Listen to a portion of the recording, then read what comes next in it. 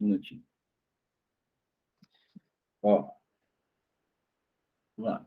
Senhores conselheiros e conselheiras, senhor procurador, senhores advogados e advogadas, senhora secretária, verificado o quórum regimental nos termos do artigo 52 do Regulamento Interno do Contencioso Administrativo Tributário, declara aberta a 78ª sessão virtual de julgamento do ano de 2021. Esclareço que esta sessão se rege pela Portaria CONAD 140/2021 e 145/2017. Doutora Ana Paula, nós não temos atas que já foram tudo aprovado, tem resoluções. Boa tarde a todos. Temos sim, presidente. Foram enviadas para aprovação na sessão de hoje resoluções referentes aos processos de números 4927/2018, 5230/2017 e 6512/2018, enviadas pelo conselheiro Robério Carvalho. O conselheiro Michel Gradivol enviou as resoluções referentes aos processos de números 1777/2018 e 2499/2019. O conselheiro Emerson Robert enviou as resoluções referentes aos processos de números 3404/2018, 3762/2017 e 2340/2018. Enviadas pelo conselheiro Tiago da Silva Bezerra, as resoluções referentes aos processos de números 3885/2019 e 3854/2019. Houve algumas sugestões de alteração? Nenhuma sugestão. Então, estão homologadas.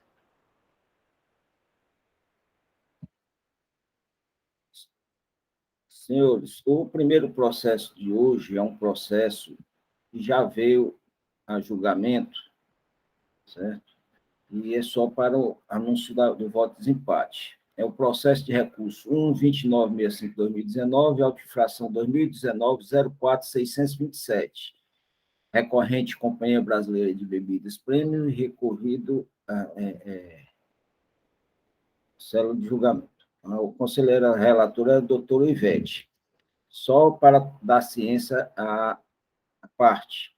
Doutora Paulinha, dá para você dar uma leiturazinha no voto de desempate? Pois não, presidente. Quer que eu compartilhe o arquivo ou basta fazer a leitura? Bom, acho que se quiser compartilhar, não tem problema também, não. A leitura serve. Basta a leitura, Paulo.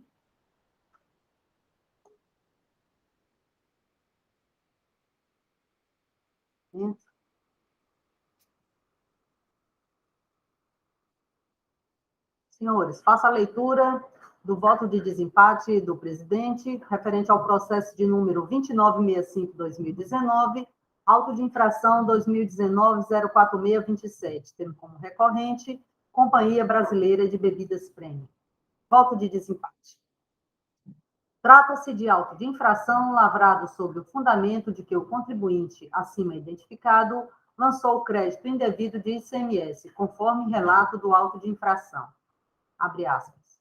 Lançar crédito indevido de ICMS em virtude de operação acobertada por documento fiscal inidôneo.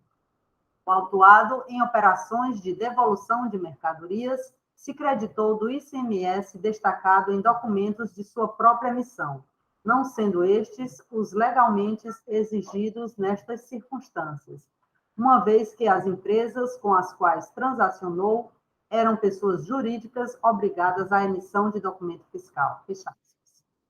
O processo integrou a pauta de julgamento do dia 15 do mês de outubro de 2021, conforme ata da 64ª Sessão Ordinária Virtual, abaixo reproduzida. Processo de recurso número 2965/2019, auto de infração 2019-04627, tendo como relatora, conselheira Ivete Maurício de Lima. Decisão. A 4ª Câmara de Julgamento do Conselho de Recursos Tributários, após conhecer do recurso ordinário interposto, resolve inicialmente: 1. Quanto à nulidade do julgamento singular por força do artigo 83 da Lei número 15.614 de 2014, ante a não apreciação de todos os argumentos invocados na defesa, especificamente quanto à ilegitimidade passiva dos sócios. Senhor Sidney Pereira dos Santos e senhora Silvia Andrea Unten. Preliminar de nulidade afastada por unanimidade de votos, entendendo-se que os argumentos foram analisados pelo julgador singular, embora de forma resumida. 2. Quanto à nulidade arguída em razão de ilegitimidade passiva, com exclusão dos sócios do polo passivo. Preliminar afastada por unanimidade de votos, entendendo os senhores conselheiros que o sujeito passivo da acusação fiscal é a pessoa jurídica e que a análise da exclusão dos sócios será realizada pela Procuradoria-Geral do Estado na hipótese de execução fiscal. 3. Quanto à arguição de nulidade em razão do caráter confiscatório da multa, a Câmara decide, por unanimidade de votos, não acolher o argumento do recorrente, por entender que a aplicação se dá em conformidade com a legislação vigente, com base na súmula número 11 do CONAT, e em consonância ao disposto no parágrafo 2º do artigo 48 da Lei 15.614 de 2014, que veda ao julgador afastar a aplicação de normas sob o fundamento de inconstitucionalidade.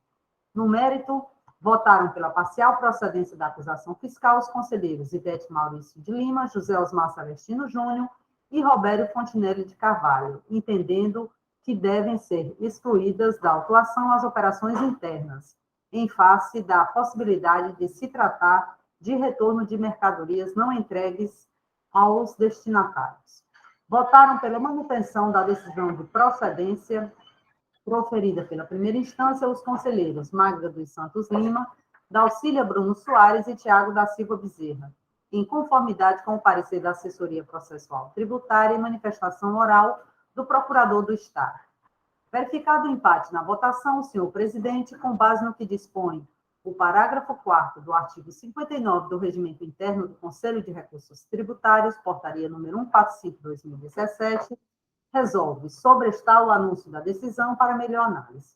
Presente para apresentação de sustentação oral do recurso, a representante legal da autuada, a doutora Daniela Silva Alves.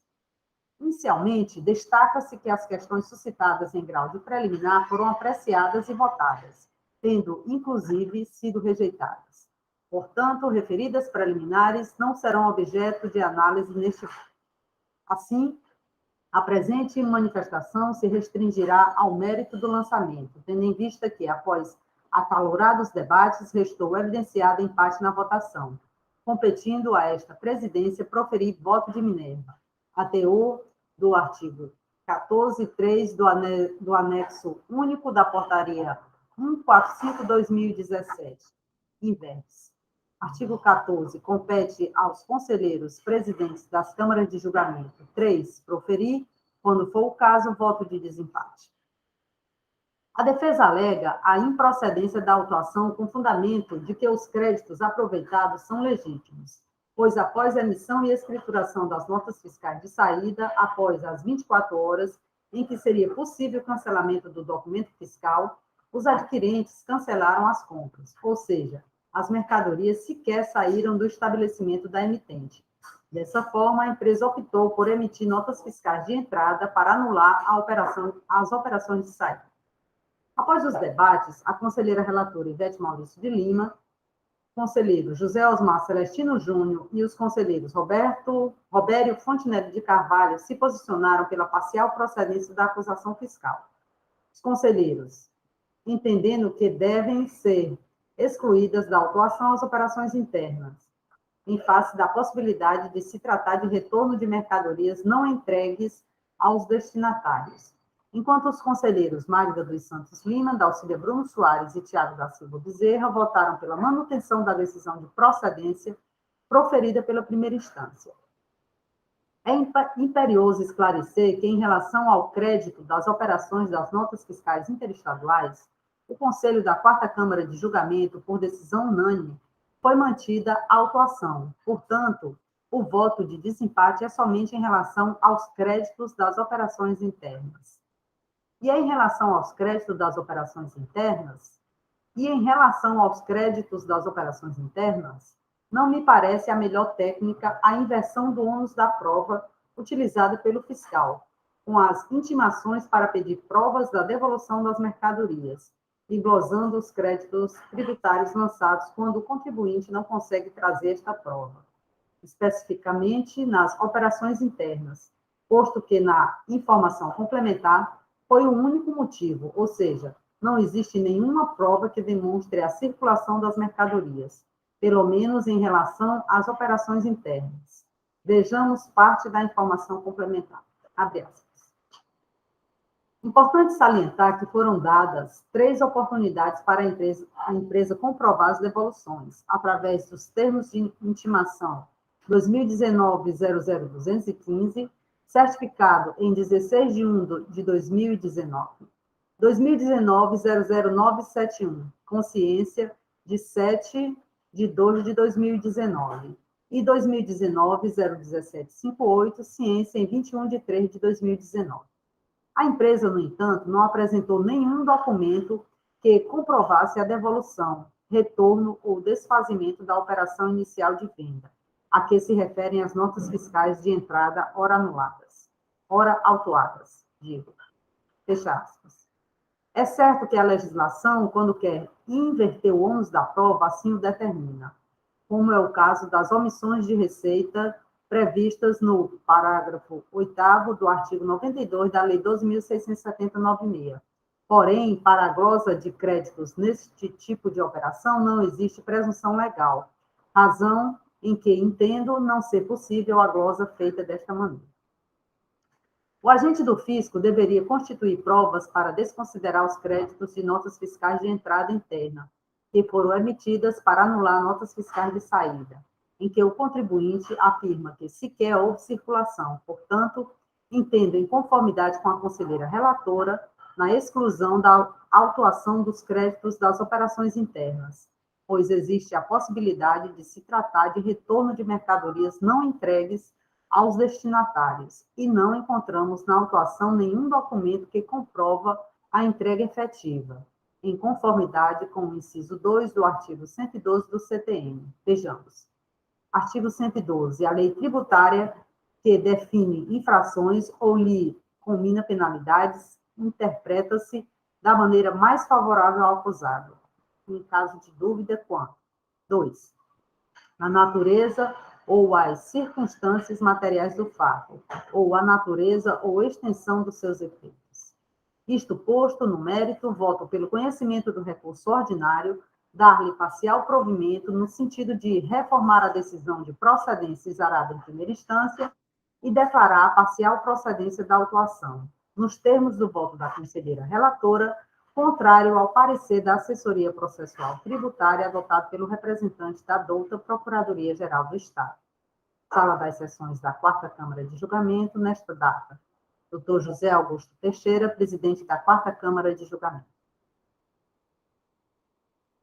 Muito obrigado, Paulinha. Doutora Daniela, a doutora Ivete irá fazer o demonstrativo do crédito tributário o mais rápido possível, para se a doutora depois quiser entrar para pagar o refis, tá certo? Nós estamos tentando fazer isso com a maior brevidade possível para que os contribuintes tenham a possibilidade de utilizar do refis que está em vigor. Lembrando aos conselheiros que os demonstrativos de crédito tributário, a Ana Paula passou um modelo desse demonstrativo para a gente poder fornecer para a secretária vocês assinarem conjuntamente com a gente, para poder a gente já colocar esse crédito tributário para o contribuinte poder fazer o recolhimento se o quiser, né? Doutora Daniela, eu agradeço a presença. Nós temos ainda 5 julgamentos hoje nessa tarde. Se quiser permanecer conosco, será um prazer. Muito obrigada a todos. Boa tarde. Bom, vamos para o nosso primeiro julgamento propriamente de hoje. E eu andei lendo os processos, doutor Michel, doutor Tiago. Pelo menos os 2 primeiros processos, eu acho que tem condições de serem julgados em conjunto. Pergunta ao doutor Samir também e ao procurador, doutor Rafael. Sem objeção, senhor presidente. Doutor Michel. Óbvio, sem objeção. Então, nós vamos julgar os dois primeiros, que me parece, pelo menos o parecer está no mesmo sentido, são muito parecidos. O terceiro, quarto e quinto é que tem uma ressalvazinha de uma possível nulidade, né, do julgamento singular. Então, nós vamos julgar o processo da relatoria do Dr. Michel, S1 4152/2018, autoinfração 2018 08506, e o autoinfração 4155/2018, autoinfração 2018 08502, da relatoria do Dr. Tiago. Em ambos, a recorrente é a Lojas Americana e recorrido cela de julgamento. Ambos foram julgados procedentes e a assessoria se manifesta pela procedência. Com a palavra o conselheiro, primeiro conselheiro relator, doutor Michel, depois o doutor Tiago, assim se manifesta. Obrigado, senhor presidente. Boa tarde a todas e a todos os conselheiros, ao senhor presidente, ao nosso procurador, doutor Rafael, ao representante da parte, doutor Sami, e a nossa querida secretária Ana Paula. Estamos entrando no último mês deste ano, coroado de sucesso, todos aqui gozando de saúde. Esse é o maior sucesso que a gente poderia almejar nesse ano, não é verdade? Então, muito feliz de estarmos todos juntos aqui. Doutor Michel, almejar e alvejar também, viu? Pois é, a gente podia alvejar para ficar com a alma branca, né? Com a alma lavada. Me perdoe aí o equívoco, senhor presidente. Mas é realmente uma alegria grande a gente poder chegar ao final desse ano, tendo realizado um trabalho, pelo menos ao meu ver, tão profícuo aqui na nossa Câmara, e tendo o sucesso de estarmos todos reunidos aqui com tranquilidade, com serenidade, sem maiores arroubos, né? Assim, são muitas notícias ruins nesse ano, mas que realmente estão ficando para trás.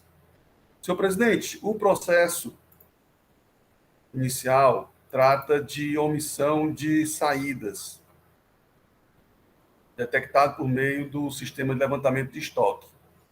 A penalidade sugerida pela autoridade fiscal atuante é a 123B, item 1 da lei do ICMS, alterado pela lei 16.258.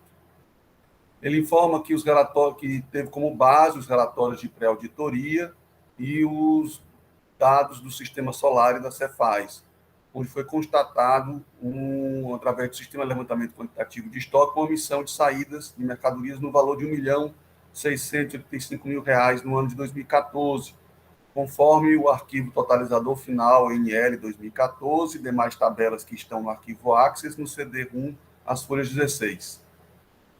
Após amplo direito à crítica concedido ao contribuinte, conforme cópias de e-mail anexas, folhas 11 a 15, resultou em cobrança do ICMS no valor de R$ 286.500 e aplicação de multa de R$ 505.589.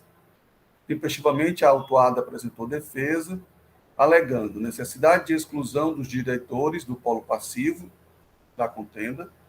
Divergências apontadas decorrem, na realidade, das intervenções corretivas realizadas pela empresa autuada, como é o caso de devoluções, perdas e reclassificações, que a legislação cearense não prevê a obrigatoriedade de emissão de nota fiscal para registrar a baixa dos bens perdidos, que a fiscalização não considerou os registros contábeis das perdas, está na conta contábil 11.31.01.20, com o movimento de número 702, que o Tribunal de Justiça de Minas Gerais vem reconhecendo os ajustes realizados pela impugnante na forma relatada, alegando também caráter confiscatório da multa.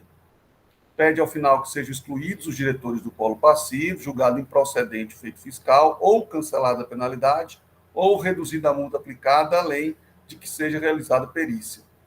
A Costa CD, as folhas 63, com 3 exemplos de lançamento contábil com movimento 702. Contudo, o julgamento singular foi pela procedência do feito fiscal. Inconformada, a recorrente interpôs recurso ordinário, aduzindo equívoco no julgamento singular, não é nulidade, aqui é um equívoco no julgamento singular, pois a partir da leitura da régia decisão é possível concluir ter o julgador monocrático mantido o lançamento com base nos seguintes fundamentos. As baixas devem ser informadas ao fisco, e o crédito apropriado nas entradas deve ser estornado pelo contribuinte. No entanto, senhores, diz a empresa, tais argumentos, embora plausíveis, não são suficientes para referendar uma exigência fiscal fundamentada na acusação de venda de mercadoria sem documentação fiscal. Isso porque, de acordo com os procedimentos que, segundo o justiça do julgador, teriam que ser observados pelo recorrente, a infração decorrente supostamente seria outra, estorno de crédito ICMS decorrente de perdas. Alega ainda que a legislação cearense não prevê a obrigatoriedade de emissão de nota fiscal, de acordo com a Instrução Normativa 39/2011, que trata sobre procedimentos a serem adotados quando da ocorrência do sinistro com mercadoria. É possível concluir que não há qualquer obrigatoriedade de emissão de documento fiscal para registro de baixas de itens furtados, uma das perdas vivenciadas pela recorrente. Alega ainda que deve-se considerar os relatórios gerenciais das perdas, posto que a recorrente alega que, apesar de não ter emitido as notas fiscais, tem um controle gerencial completo dessas perdas, seja por quebra, seja por furto, seja de que motivo for, ela tem o seu estoque totalmente controlado por meio de lançamentos no seu sistema administrativo contábil. Pede, portanto, que seja julgado improcedente o feito fiscal e realizada perícia nos seus levantamentos, nos seus lançamentos gerenciais, para se observar que o estoque está de acordo com o correto das suas operações, que não há omissão de saída. Contudo, a assessoria processual tributária manifestou-se por meio de parecer favorável ao conhecimento do recurso, mas para negar-lhe provimento e confirmar a decisão condenatória conferida em primeira instância. É o relato, senhor presidente. Doutor Tiago. Obrigado, presidente. Boa tarde a todos os presentes, senhora secretária, senhor representante da parte, senhor procurador e demais conselheiros. Senhor presidente, muito bem relatado pelo doutor Michel. A única diferença aqui é que o período, no meu caso, é referente a 2015. E somente, presidente. Os demais argumentos de defesa, recursos e o próprio parecer são todos semelhantes. Muito obrigado, doutor Tiago. Doutor Rafael. Presidente, secretária, conselheiros, nobre patrão da recorrente, meus cumprimentos a todos, boa tarde. Presidente, a acusação em ambos os autos, como já muito bem relatado por ambos os conselheiros, foi a acusação de omissão de saídas. A metodologia adotada foi a sistemática do levantamento de estoque. A defesa sustenta, no primeiro ponto, a necessidade de exclusão dos diretores. Há precedentes já nesse contencioso, presidente, com relação a esse tema de exclusão dos diretores? No grau de recurso, não veio isso, não veio, doutor Michel? Não, senhor presidente. Não, Rafael. Não. Grau de recurso, não. Esse tema não foi devolvido, né? Não. Então seria só o mérito mesmo. Com relação ao mérito, presidente, e peço desculpas aqui pela intervenção inoportuna, com relação ao mérito, a empresa pede o provimento do recurso, porque, segundo ela, as devoluções, né, as perdas, quebras, furtos, baixas de estoque, seria justamente a responsável por essa distorção no levantamento que foi encontrado no levantamento fiscal em ambos os autos, né? Ou seja, as perdas operacionais, que, segundo a hora autuada, essas perdas operacionais eram feitas apenas no campo interno, ou seja, ela não realizava a contabilização dessas perdas na própria FD. Então, presidente, a empresa se defende nessa linha e, ao meu sentir, parecer da célula de assessoria processual tributária, que também referendou a decisão singular, é o mais acertado, presidente, porque eu entendo, sim, que, diferentemente do que traz a empresa, que as operações realizadas pela empresa no campo da realidade, no seu campo operacional, elas não devem se restringir apenas ao campo interno, mas elas também devem refletir a atividade mercantil da empresa, ela deve estar toda refletida também no campo fiscal, sob pena de trazer prejuízos à fiscalização no âmbito do Estado do Ceará, da administração fazendária. E no caso dos autos, não obstante a empresa traga o argumento de que não haveria essa necessidade de emissão de documentos para a baixa do estoque, é certo que há CFOP específico para a realização desse tipo de lançamento contábil, né? Isso não implica, ao contrário do que sustenta a empresa, uma mudança na acusação, não é mesmo uma mudança, a acusação continua sendo a ausência de emissão de documento fiscal, porque é uma presunção prevista na nossa legislação, presunção essa que, ao meu sentir, deve permanecer, presidente, porque, de fato, a empresa deveria promover a emissão dos respectivos documentos e não fez. Então, é por isso que eu vou opinar em conformidade com o parecer da SEAP, no sentido de negar provimento ao recurso, presidente. Muito obrigado, doutor Rafael. Com a palavra, o doutor Samir. Obrigado, senhor presidente. Belas palavras também do doutor Michel aí, qual compartilho aí, a gente caminhando para o final do ano aí, desejar, agradecer por estarmos todos aqui com saúde aqui presentes, né? Se Deus quiser voltar ao contato pessoal, que eu ficava feliz nas oportunidades que eu precisava aí resolver alguma coisa no Ceará, era sempre um prazer enorme estar aí nesse egrégio órgão jogador aí na cidade. Eu vou tentar ser o mais breve possível. A questão da legitimidade, como bem alertado, foi superada. Tem uma questão de multa também que está no recurso, mas eu não vou tomar o tempo dos senhores para abordar o ponto, já que embora as multas muitas vezes sejam exageradas, ultrapassem em muito o valor do imposto, o que não tem um respaldo judicial. O fato é que a legislação positiva está disposta nesse jeito, então eu entendo que, até de certa forma, compreendo os senhores que estão, de certa forma, com algumas amarras, assim, né? E aí eu vou me cingir a tecer um comentário sobre esse último ponto abordado pelo ilustre Procuradoria, que é em relação às perdas, que embora faça bastante sentido o que trouxe o nobre procurador, a recorrente já coloca em reiteradas oportunidades aqui nessa casa, por todas as câmaras, que lojas americanas, agora Americanas S.A., né, depois da unificação com B2W, agora o varejo ficou unificado em lojas físicas e e-commerce.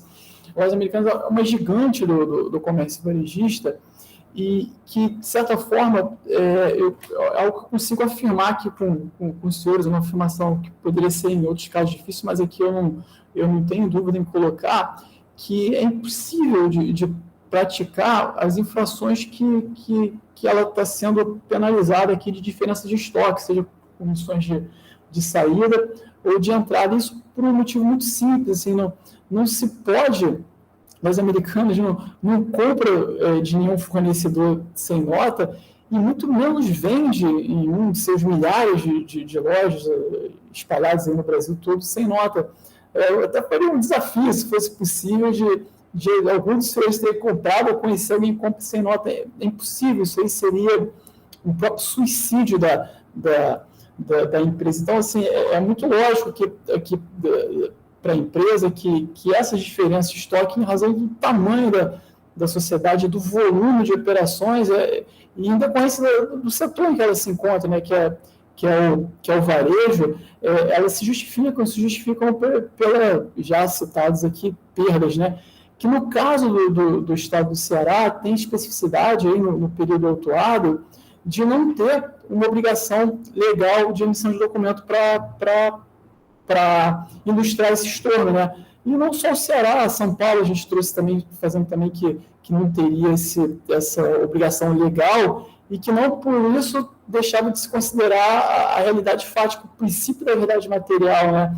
Que foi a ocorrência das efetivas. Ora, se teve perda, se teve sinistro, se teve furto, consequentemente, não teve uma omissão sem nota, aquela diferença de estoque se justifica por esses eventos inerentes à atividade. Então, a gente ratifica o ponto de inexistência de obrigação legal, até já compactuado em algum momento, em algum outro julgamento, a gente cita isso nos autos pela própria Procuradoria da República, Procuradoria do Estado, e reafirma também que além de não ter uma previsão, a recorrente estaria proibida, na sua maneira de ver, de emitir um documento. Então, se ela assim o fizesse, ela estaria sujeita a multa, e uma multa em decorrência da lei, porque é uma previsão expressa muito clara no regulamento de que só é permitida a emissão de nota fiscal nos casos de ocorrência de uma efetiva saída, o que não seria o caso.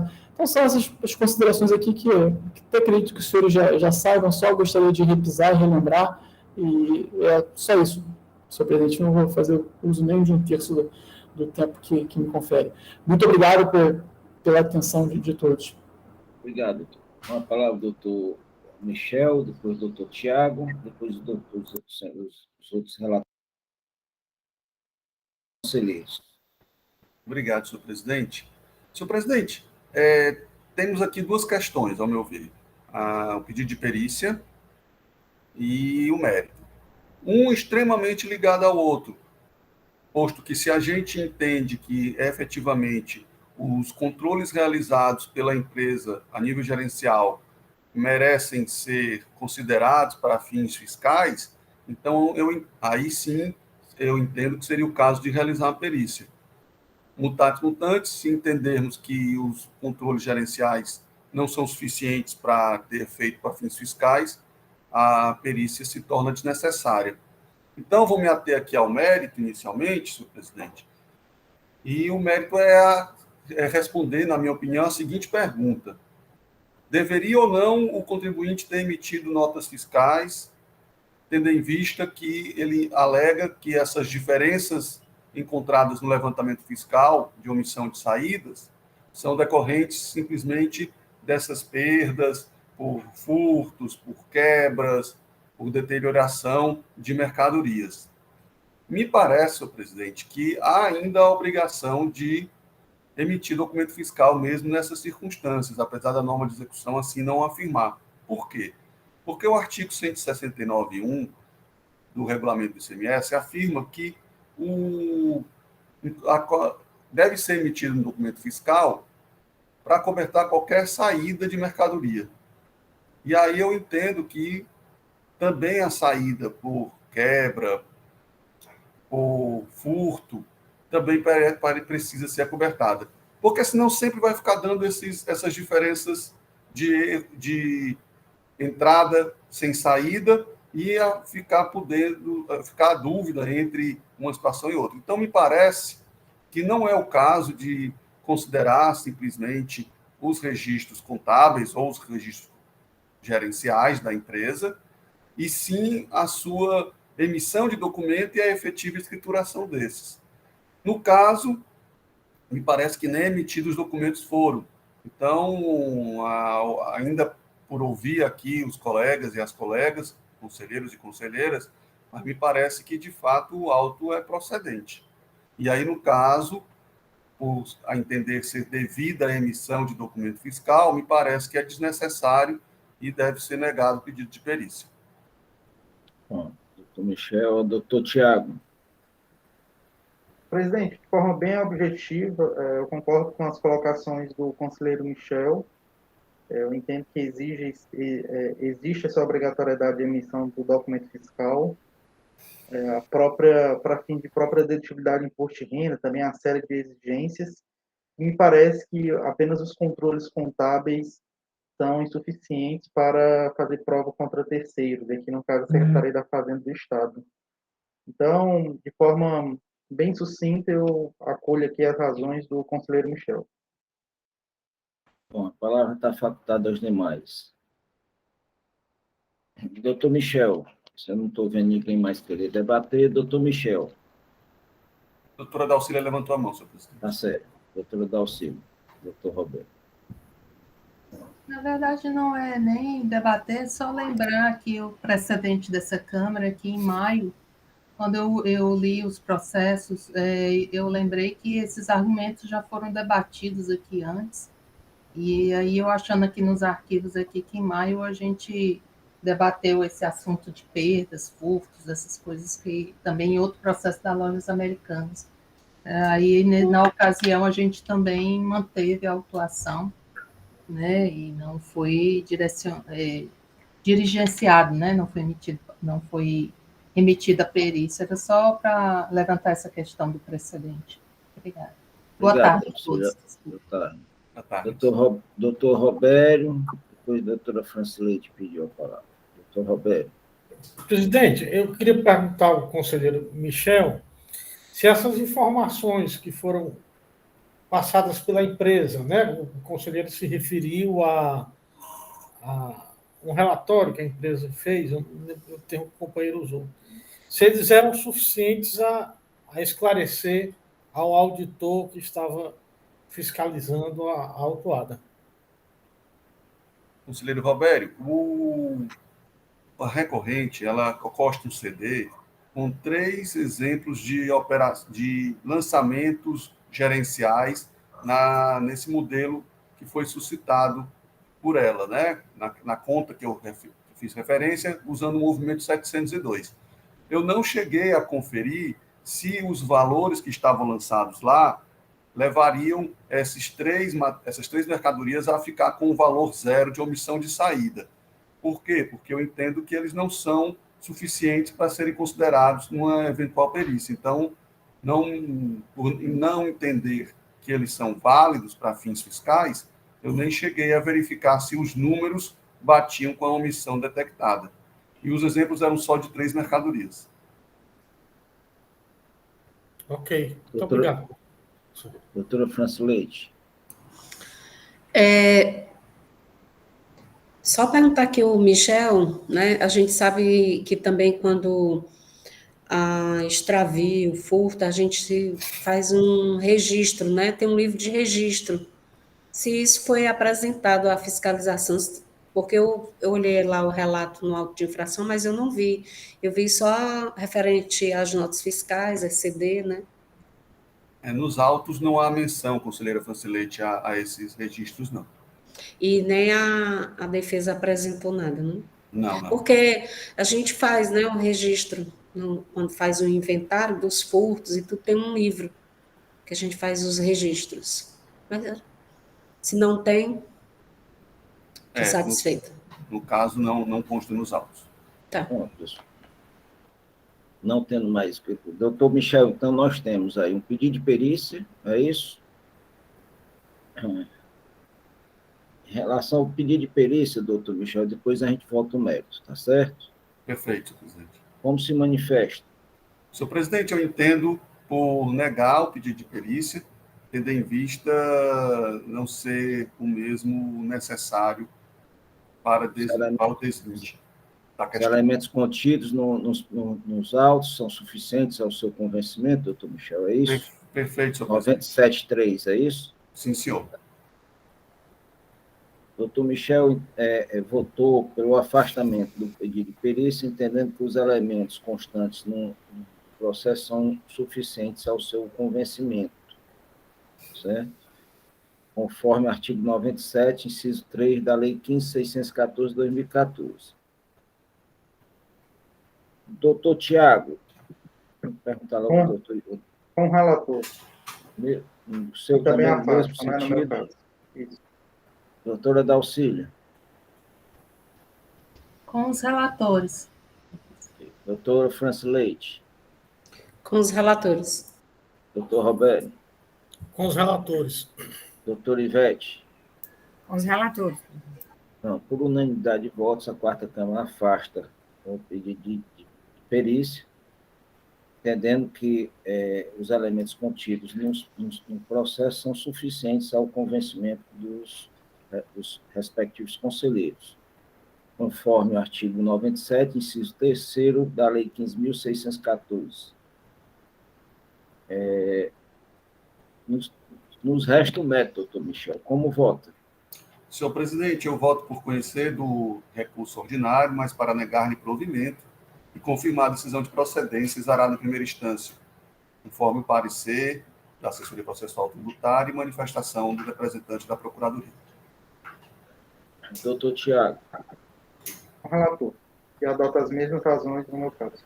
Ok. Doutora Dalcília. Com os relatores. Doutora Francileite. Com os relatores. Doutor Robério. Com os relatores, presidente. Doutora Ivete.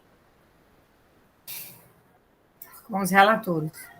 Então, por unanimidade de votos, a quarta Câmara, decisão para os dois processos, tá certo? Conhece do recurso ordinário, nega provimento, mantendo a decisão de procedência em conformidade com o parecer e a manifestação oral proferida em sessão pela douta Procuradoria do Estado. Nos resta agora, senhores, 3 processos.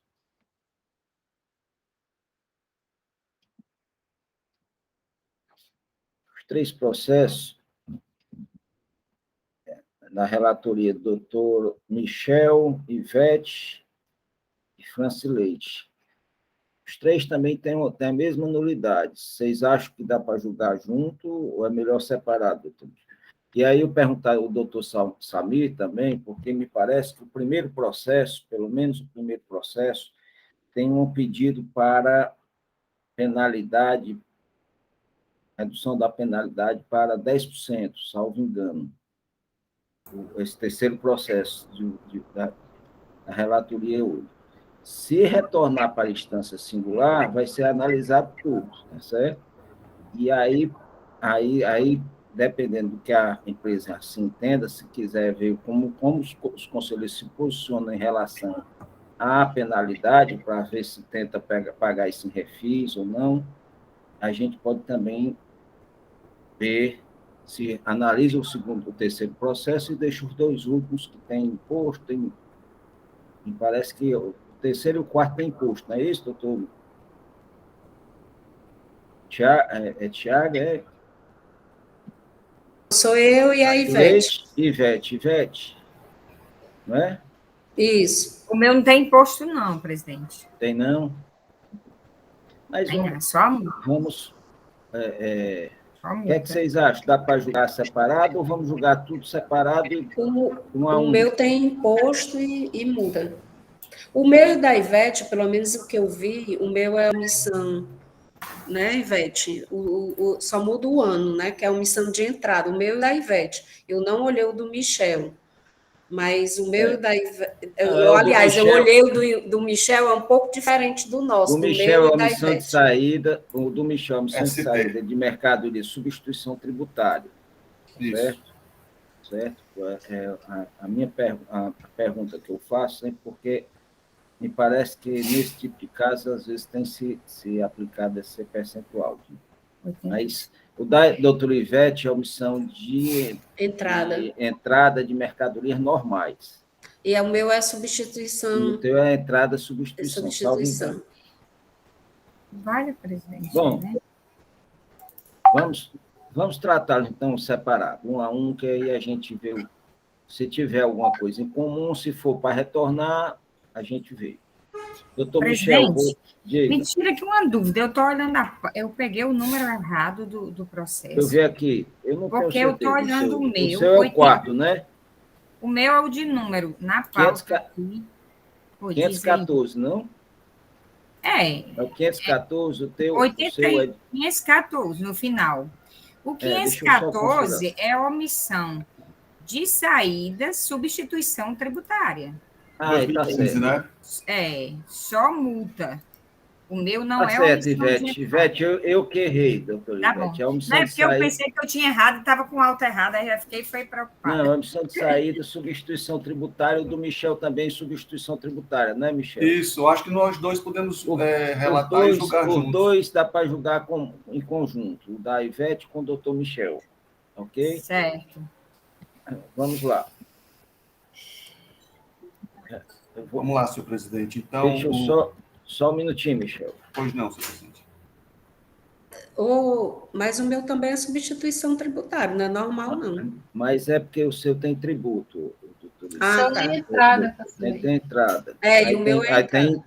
tem cobrança de imposto. Aí o que ele traz na defesa pode ser que surta alguma diferença.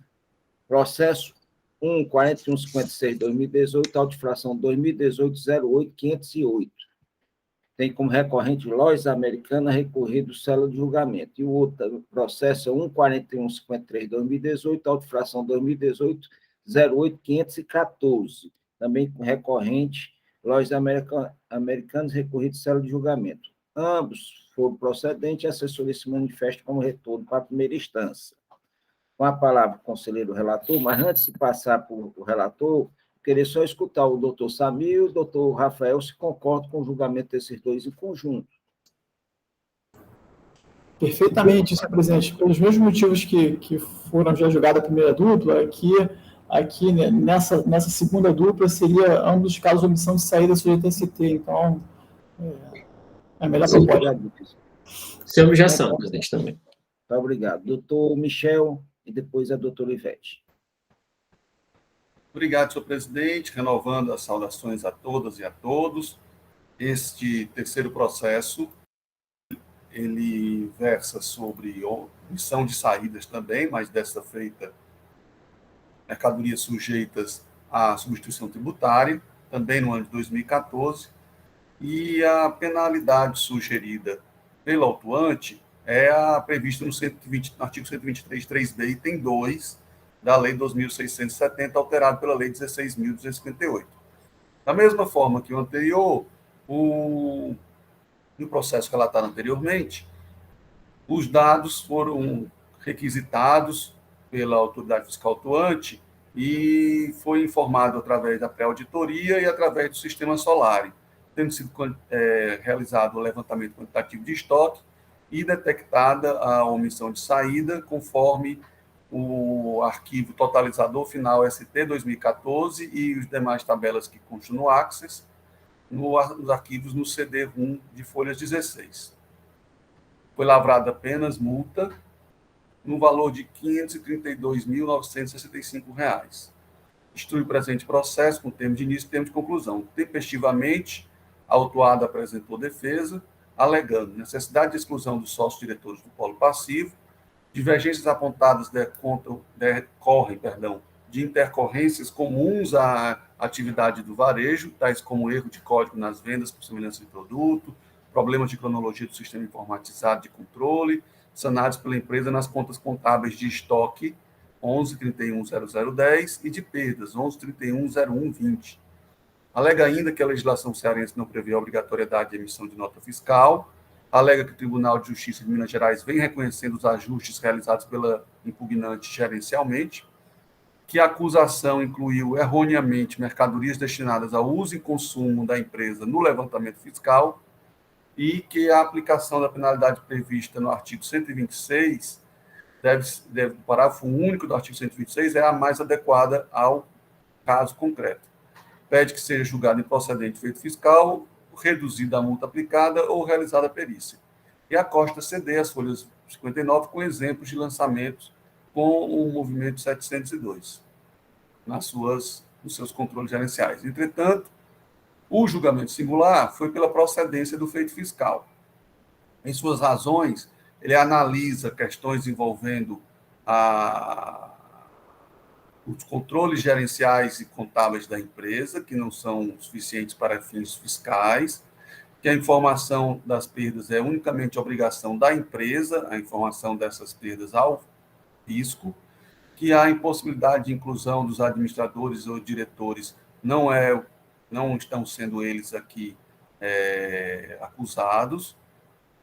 No que se refere à alegação de desproporcionalidade da multa aplicada, não pode esse contencioso apreciar questões de inconstitucionalidade, face ao artigo 48, parágrafo 2º da Lei 15.614, e não há elementos que justifiquem a perícia.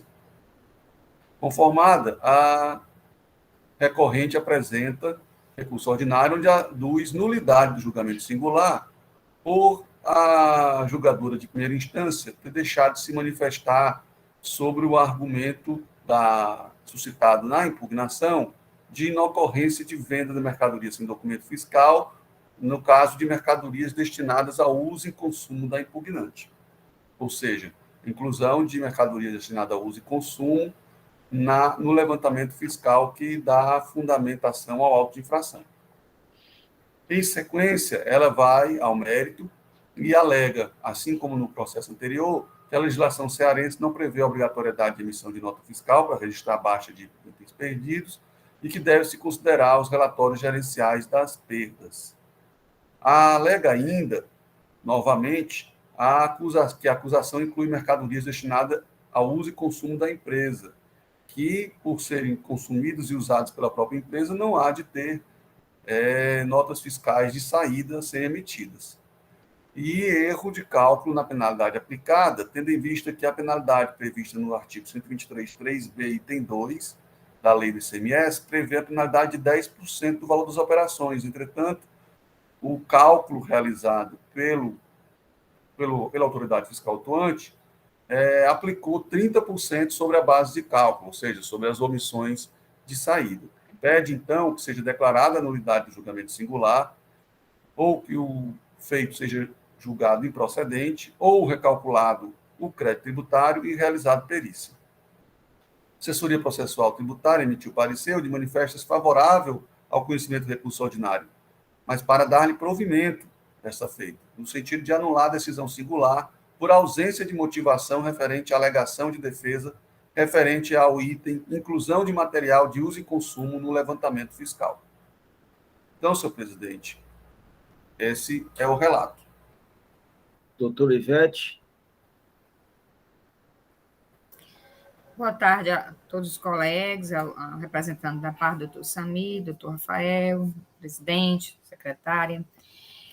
O relato do Michel, ele é quase que idêntico ao do meu processo, mas eu vou fazer fiquei só em dúvida no seguinte ponto. Vamos lá. O que é idêntico? O levantamento é o mesmo, a infração é a mesma, né? Muda só o exercício, que o do Michel é 2014, aqui é 2015. Quer dizer, o levantamento quantitativo de estoque, né, de empresas que se sujeitam à substituição tributária. Pelo que eu vi, a penalidade indicada pelo autuante foi a mesma, e o cálculo que o autuante fez foi sobre 30%, da mesma forma que o que ocorreu no do Michel. Mas, eu fiquei em dúvida só o seguinte, Michel, os argumentos de defesa são os mesmos também. Só que na parte da opinião da assessoria processual, eu percebo que, e também a parte que a recorrente questiona, né, que o sujeito passivo questiona primeiro no seu recurso, o primeiro ponto é a nulidade do julgamento de primeira instância. E aí ele diz assim, ele deixou de analisar 2 pontos, no meu caso.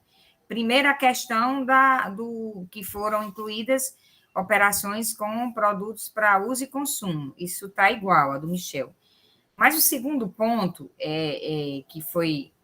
que ela reclama no recurso desse processo, se refere à questão que ela chama aqui de mercadoria em trânsito, porque ela entrou no final do ano de 2014 e foi registrada em 2015. No recurso do meu processo, ele questiona esses 2 pontos que deixaram de ser enfrentados, e não só um. É a única diferença que eu vejo. Eu não sei se no do Michel foi trazido esse outro ponto, ou não tinha, Michel, só para a gente tirar essa dúvida. Você entende? Com ela. Eu entendi, Ivete. Eu não percebi, eu percebi no parecer da assessoria processual tributária a referência a esse ponto. Mas no recurso eu não identifiquei. Não sei se, doutor Sami, se faltou, se eu mesmo foi que me equivoquei e não identifiquei, mas em que parte está, em que folhas do recurso, conselheiro, por favor? No meu, Michel, está assim, exatamente na parte que é o primeiro ponto, da nulidade da decisão recorrida, né? A ausência de fundamentação. Aí ele coloca os 2 pontos, até ele sublinha, no meio 2 pontos.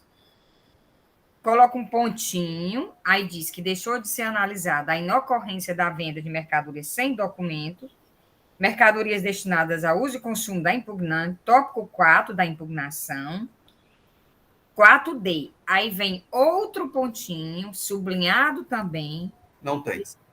Não tem, Michel? Não tem. Pois é, nesse meu tem outro pontinho, aí tem, da equivocada presunção de aquisição de mercadorias que resultaram na conclusão de omissão de saída, mercadorias em trânsito. Nesse caso, é o que eu tenho a acrescentar, que ele se refere aqui, sobre essa mercadoria em trânsito, ele traz depois, se ultrapassada a questão da nulidade do julgamento, ele traz essa questão também, certo? No sentido de que a mercadoria entrou fisicamente, a nota foi emitida, vamos dizer, no final do ano, mas só foi escriturada no início de 2015, e que houve, é como se tivesse havido aí dois lançamentos, a cobrança em duplicidade. Pelo que eu li, doutora Ivete, é como se eles tivessem lançado no inventário quando da emissão da nota fiscal, certo, e lançado também no ano da nota, né? O ano que na entrada efetiva. Pronto. Mas, assim, nesse primeiro momento, eu não vou nem enfrentar a questão em si. É só para dizer que ele levanta 2 pontos que não foram enfrentados no julgamento de primeira instância. Se superado, né, essas questões, a gente passa para o detalhamento melhor da questão em si, sabe?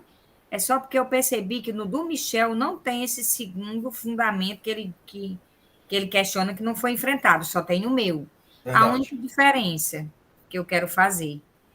Porque os demais pontos, eles se repetem, são comuns, viu, presidente? Para eu não ser extensiva no relato. Obrigado. Obrigado, doutor Ivete. Com a palavra, doutor Rafael. Presidente, renovo os cumprimentos a todos, conselheiro, secretária, patrono da recorrente. A acusação em ambos os autos de infração de omissão de saída de operações que já foram tributadas pelo ST, presidente.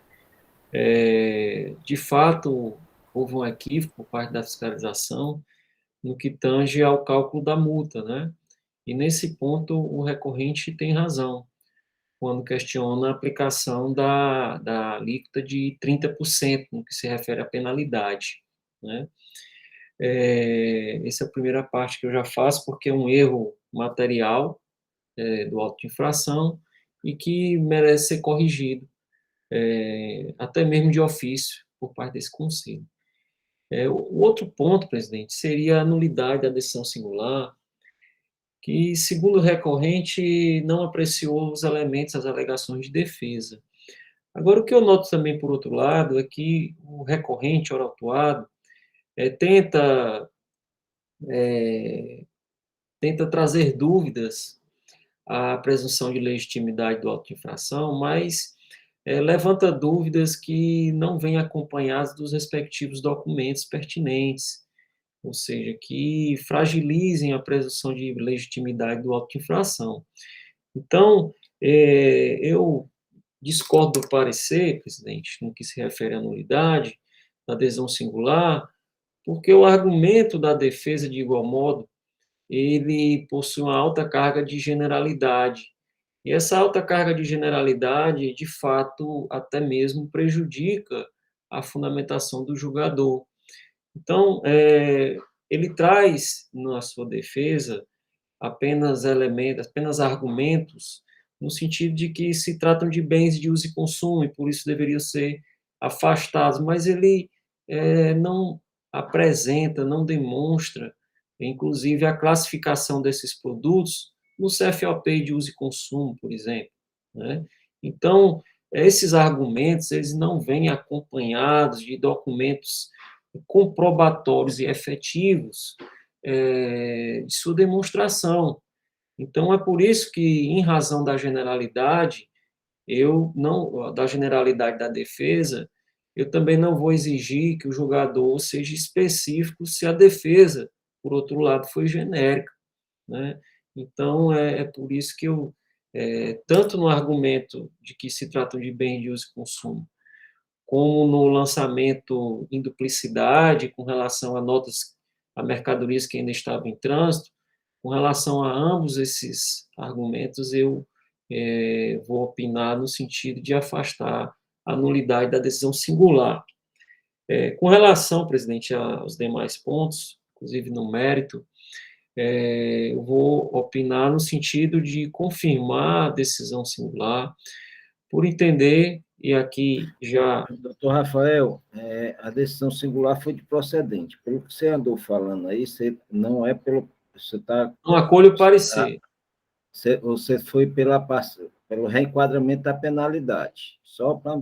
Não foi isso, não, que você disse? Sim, para corrigir um erro de ofício, né? O cálculo. Seria corrigir o cálculo de ofício por essa questão, que redundaria numa parcial procedência aí do apelo, né? Eu acho que não foi procedente, não foi? É isso, doutor? Os autos, então...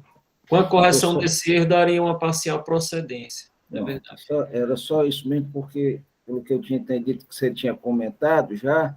Sim, presidente. Em relação ao erro da alíquota que foi aplicada, né? Ao invés de... Só uma observação, né, doutor? 30%. Só para ajudar aqui, viu, doutor Rafael, sem querer atrapalhar. Não se trata de reenquadramento. O que o doutor Rafael está observando aí, e que a gente também já observou, é que foi indicada a penalidade, que essa penalidade é de 10%, mas foi lançado no auto, foi um valor de multa equivalente a 30%. Foi um erro material na avaliação do fiscal, né? Então, presidente, só concluindo, seria dar provimento parcial ao recurso para corrigir esse erro material e afastando o argumento no sentido de emprestar eficácia probatória aos relatórios gerenciais da empresa, porque, em momento algum, eles afastam a acusação no sentido de demonstrar o contrário, que seria a ausência de emissão de documentos fiscais com relação a essas operações, essas perdas operacionais que ele alega. Então, seria isso, presidente. Obrigado, doutor. Doutor Samir. Obrigado. Vi com muita atenção aí as palavras de ambos os relatores, do Luiz Procurador, e essa questão foi trazida de forma completa, de forma muito clara. E eu queria abordar, já resumidamente, que o mérito é muito parecido do que a gente acabou de julgar, né? Porque a gente julgou agora os dois casos anteriores, omissão de saída no regime normal, e agora estamos apreciando a omissão de saída no regime da substituição tributária. O fundamento da procedência ou não passa por tudo aquilo que nós já falamos há pouco, né, no julgamento anterior, que seria o mérito da procedência ou não do auto. Aí a gente caminhou para as particularidades, né? Eu acho que essa da multa não precisa nenhuma intervenção da minha parte, o doutor Ivete aí já até verbalizou o que a gente colocou lá no recurso, de que trata-se de mero erro material, questão quantitativas, que está muito claro para todo mundo, então eu vou apenas ratificar. E em relação à nulidade, como bem trouxe no primeiro momento o doutor Michel, em razão da ausência de apreciação da questão das mercadorias apontadas na defesa de uso e consumo, e depois bem complementado pelo Ivete, no outro caso, que além do uso e consumo tem as mercadorias e trânsito, aí eu ouso discordar um pouquinho do doutor Rafael, pelo seguinte motivo: cabe a recorrente, né, para afastar a presunção sabida, que é relativa de legalidade do auto de infração, demonstrar algumas ocorrências de que você afastaria aquele cálculo matemático, né, daquela fórmula lá do estoque inicial mais entradas, menos saída igual ao estoque final, metodologia amparada em lei, e a impugnante, então, agora a recorrente, ela fez isso, ela destacou isso num tópico específico na defesa, um dos pontos no processo do doutor Michel, e dois da doutora Ivete, e a decisão de primeira instância a quem caberia fazer uma análise, ainda que para concordar com a posição do Dr. Rafael, ainda que ela checasse que eventualmente tivesse alguma falha, alguma deficiência de demonstração, prova, mas caberia ela falar isso.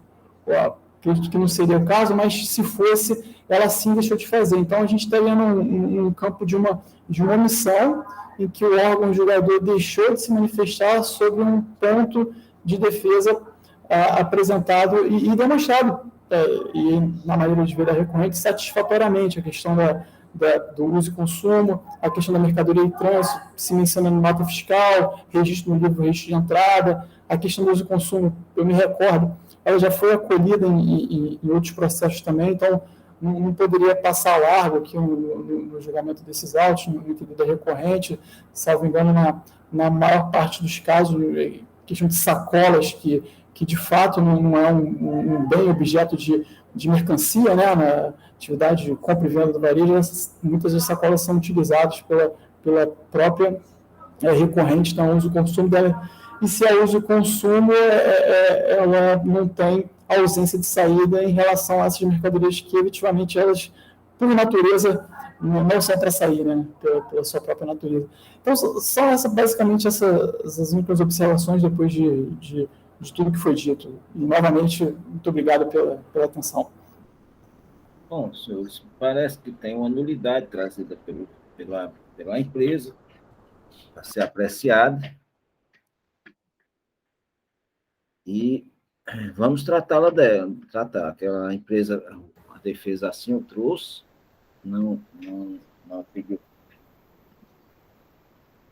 Eu acho que se a Câmara entender que é nulo, não se fala nem percentual, nem erro de fato, porque aí vai para julgamento singular, certo? Novamente na sua íntegra.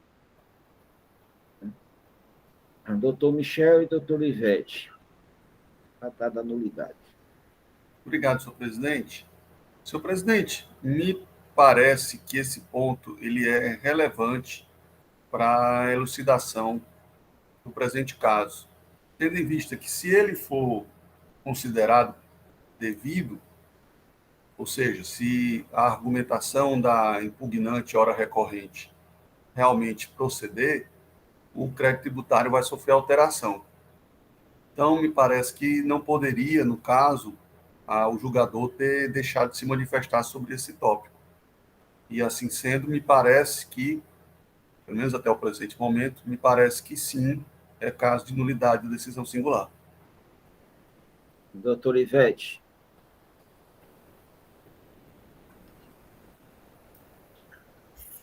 Falhou um pouco, presidente. Você falou comigo? Eu não ouvi. Não, o doutor Michel se manifestou que no dele ele entende que é um argumento que, se fosse considerado e for verdadeiro o que a empresa está trazendo, reduziria o montante do crédito tributário. E, por ser dessa maneira, e como ele examinou realmente na posição do que ele viu, ele disse que não viu a julgador singular se manifestar. Ele entende que seria em tese, pelo momento ele acha que é nulidade. Eu queria escutar a doutora Ivete também em relação ao processo dele e o seu. Eu entendo, assim, como o conselheiro Michel, o seguinte ponto. Apesar de concordar também com a Procuradoria, no sentido de que o argumento foi vamos dizer, genérico. Ele até apontou quais os produtos, né? No primeiro ponto, ele disse os códigos de produtos que estão no levantamento, que são de bens de consumo, mas que faltaria mais elementos para ter a certeza que, se houve a inclusão indevida nesse levantamento. É bem verdade que exigiria um maior esforço para chegar a essa resposta. Mas a questão é que, realmente, o julgador não disse nada a respeito nem desse primeiro ponto, nem do segundo. Inclusive, ele poderia ter dito que o argumento se limitou a indicar códigos de produtos e que precisaria comprovar quais foram as operações, como foi que a empresa incluiu aquelas notas fiscais, quais CFOPs, qualquer coisa que, nesse sentido, o julgador não fez nenhuma manifestação. E, assim, são pontos realmente que alteraria o resultado, né? Tanto no meu caso, tanto do primeiro uso e consumo, como o caso de existir, vamos dizer, que seja do jeito que o entendimento que a mercadoria foi inventariada em dezembro, não sei se foi assim, bem, o argumento, pelo que eu li do argumento, dá a entender que a mercadoria estava em trânsito e deu entrada física, mas só veio a ser escriturada em 2015. Eu fiquei em dúvida com o argumento em si do que o que seria esse em trânsito, mas eu entendi isso. Então, com relação a esse segundo ponto, também o julgador não fez nenhum juízo de valor, nem para dizer que não tinha entendido de uma forma mais clara, que não estava claro, alguma coisa desse tipo. Então, assim, essas questões que realmente altera, né, altera o resultado, poderá vir a alterar, sem nenhuma resposta, questões de mérito sem nenhuma resposta, eu acho que também, assim como o parecer da assessoria processual tributária, leva a uma nulidade de julgamento, porque a parte ficou sem saber por que não foi analisado e o que é que ela necessitaria, vamos dizer assim, para elaborar uma contraprova em seu recurso. Na segunda instância, ela trazer, inclusive, essa contraprova. É mais ou menos isso que eu entendo, no sentido de que esses dois pontos que deixaram de ser analisados, realmente, eles estão sem fundamentação, é um julgamento que trouxe uma deficiência, certo? O julgamento de primeira instância, e que deve retornar para que seja enfrentado todas as questões. Obrigado, doutora Ivete. Doutora Dalcília.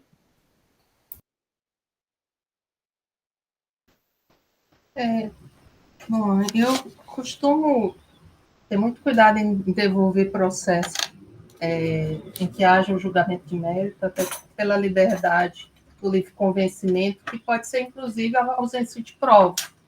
O julgador pode não ter se convencido de que existia alguma prova apresentada pela empresa sobre esses argumentos, que em tese, que até no parecer também ele coloca, se for confirmado isso, alteraria a base de cálculo, se for confirmado aquilo, alteraria, mas o que é de fato que existe no processo, que dá a certeza de que existe algo que alteraria, porque até agora tudo que eu estou abrindo aqui de informação, e aqui eu estou tentando abrir o CD da defesa, o que é que de fato ela trouxe, porque eu acho que para a gente anular algo, a gente teria que ter a certeza, não é supostamente que alteraria, mas a certeza que aquilo alteraria. Por quê?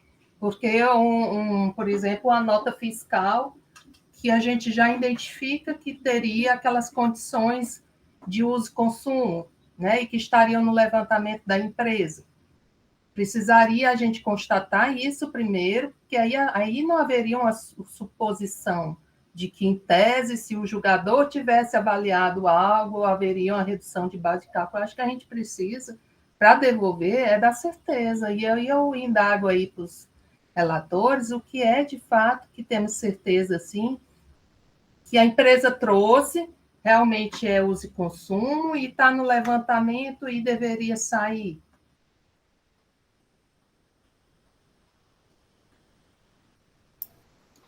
Ivete. A análise do prejuízo ao direito à ampla defesa, ela é em tese mesmo, certo?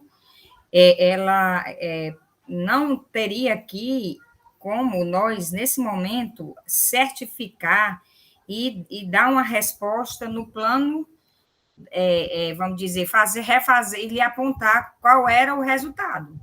A questão aqui é o julgamento de primeira instância enfrentou as questões que podem interferir no resultado da decisão, em tese, deixou de enfrentar. Em tese, realmente, esses pontos que ela deixou de enfrentar podem levar a uma mudança no resultado. Tudo é em tese, viu, conselheira Dalcília? Eu entendo que o direito à ampla defesa, ela é tese mesmo, você tem toda a razão. Não cabe aqui, se eu for agora analisar e lhe dar uma resposta pedindo a parte, numa segunda instância, traga as notas para que eu analise e veja se concretamente iria alterar o resultado. Eu suprimi uma instância que a parte poderia ter respondido, tido a resposta naquele primeiro momento e viria para uma segunda instância. Então, assim, todo mundo aqui tem muito cuidado, né? Assim, eu acredito que esse cuidado é da conselheira da auxília, de todos nós. É questão de visão mesmo, de interpretação. Eu me comungo literalmente com o parecer e vejo que realmente as questões que a parte trouxe, em tese, elas podem trazer mudanças no resultado. É somente tese mesmo. Só isso a resposta, tá bom? Obrigado, doutora Ivete. Doutora Dalcília. Eu estava indagando sobre o que ela apresentou na fase de defesa, conselheira Ivete, porque é com esse instrumento que o julgador trabalhou, né, com a documentação que existia antes do recurso ordinário. Então, quando eu indaguei, porque eu abri aqui a defesa, e aí o CD, eu vi que o CD fala em estoque e outras coisas, mas essa parte de notas fiscais de uso e consumo, para mim, aí respeitando o entendimento da conselheira, mas o meu próprio pessoal entendimento que o prejuízo ao cerceamento de direito de defesa ele tem que ser algo concreto, algo preciso, em que eu possa dizer, olha, isso aconteceu e isso causou prejuízo tal. Esse é um entendimento que eu me pauto nas minhas decisões, né? E com todo respeito a quem entende que, em tese, poderia existir ou não, mas eu entendo que o julgador ele tem que trabalhar com aquilo que existia. E aqui eu vejo que muitas vezes ele não aprecia algo porque também não trouxe um documento. Então, o que ele iria no fato, se ele não traz um documento, então ele não poderia dar um entendimento diferente, ele não iria excluir uma nota fiscal ou mandar para a perícia sem um documento da empresa. Então, para mim, eu trabalho nesse sentido, assim, a linha de raciocínio que eu estou fazendo. Então, nesse sentido, é que eu estou me posicionando a ser contrária ao retorno, né? Só para concluir aqui minha fala, por não ter identificado aqui nada de concreto que a empresa tivesse apresentado na fase de defesa e que a empresa e que o julgador realmente tivesse deixado de apreciar algo que poderia mudar a decisão, o destino, o valor e encaminhar para a perícia trabalhar com algum arquivo específico, enfim, é só esse posicionamento. Obrigada, conselheiro. Obrigado, doutora Dalcília. Doutor Tiago. Presidente, obrigado. Renovando aqui meu cumprimento a todos.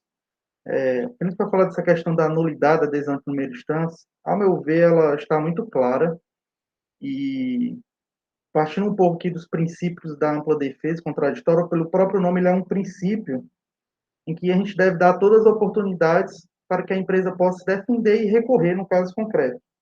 O simples fato de ensejar uma dúvida de que poderia ser alterado o resultado, isso para mim já representa a nulidade, porque se deixou de ser analisado e nós entendemos que poderia ser alterado, independente de eu comprovar se vai ser alterado ou não, a simples possibilidade de alteração, para mim, já é suficiente para que o julgador de primeira instância tivesse se manifestado. Complementando um pouco isso, a nossa legislação ela deixa muito claro que todas as decisões devem ser amplamente fundamentadas.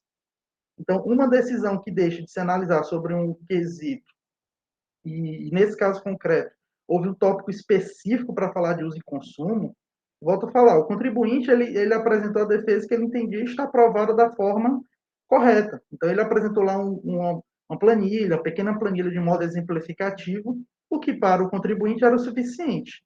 Se a resposta do julgador de primeira instância, aquilo ali era suficiente ou não, como é que o contribuinte poderia, em segunda instância, reiterar e complementar o seu pedido? Assim, e volta a dizer, parece-me ser uma supressão de instância, como a conselheira Ivete comentou no início. Então, assim, o prejuízo que é a parte e o prejuízo para fim de nulidade, ao meu ver, não precisa ser plenamente provado. Basta que ele possa ter ocorrido. Então, neste caso concreto, a gente está trabalhando com princípios, os princípios da ampla defesa contraditória, E a simples possibilidade de violação desses princípios, o que para mim está claro que existe a possibilidade de violação, é suficiente para que seja anulada a adesão de primeira instância, para que a julgadora, de forma ampla e fundamentada, como determina a nossa legislação, que todas as decisões devem ser fundamentadas, ela possa se manifestar sobre todos os pedidos da parte. Somente, senhor presidente. Obrigado, doutor Tiago. Antes de passar, doutora Francileite, o seu processo também tem uma nulidade sobre esse mesmo sentido, não tem?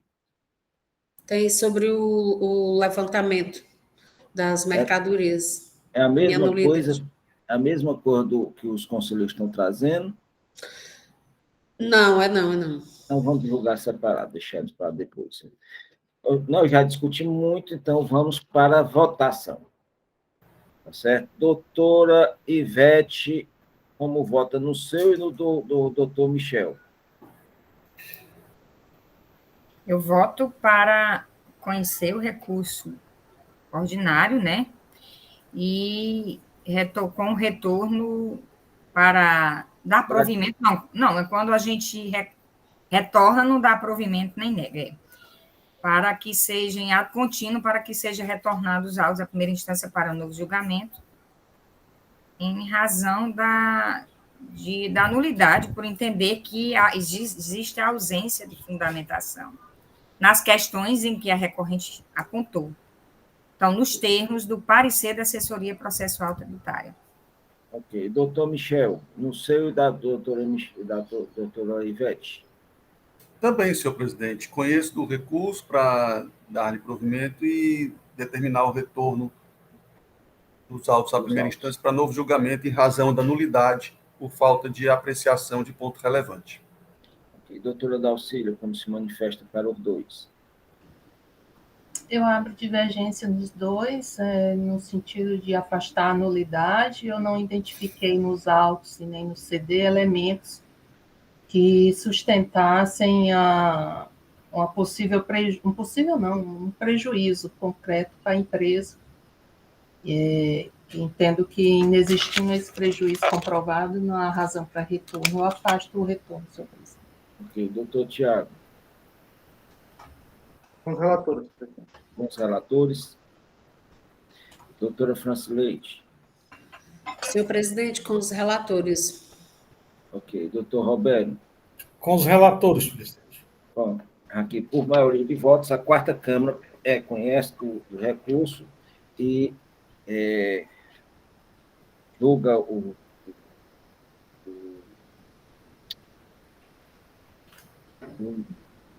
em ato contínuo, julga nulo a decisão singular, encaminhando o processo para novo julgamento em virtude de não ter sido apreciado todos os elementos contidos na defesa, conforme o parecer em desacordo com a manifestação oral proferida em sessão pela douta Procuradoria.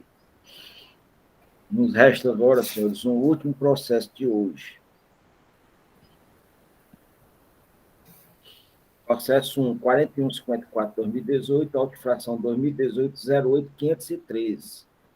Tem como recorrente a Relógio Americana, recorrido cela de julgamento, a conselheira relatora a doutora Francileite, esse auto foi julgado procedente, a assessoria se manifesta pelo retorno à instância singular. Com a palavra a doutora Francileite. Boa tarde a todos. O auto de infração, o relato da infração é a omissão de entradas de mercadoria, decorrente levantamento quantitativo de estoque de mercadoria, foi constatado através de levantamento quantitativo de estoque, a omissão de entradas de mercadoria sujeita à substituição tributária durante o exercício de 2015 e no montante de R$ 2.475.230,81. Foi anexada aos autos, nas informações complementares, anexo também CD, com os relatórios do levantamento de estoque e totalizador impresso com a omissão das entradas da mercadoria sobre regime ST. A penalidade apontada foi o artigo 123.3S da Lei 12.670/95, 96, alterado pela Lei 16.258/2017. Tendo aí sendo aplicado, né, ICMS e multa no valor total, o ICMS de R$ 420.789,24 e multa de R$ 742.569,24. A parte entra, né, com defesa, alegando... Só um minutinho aqui.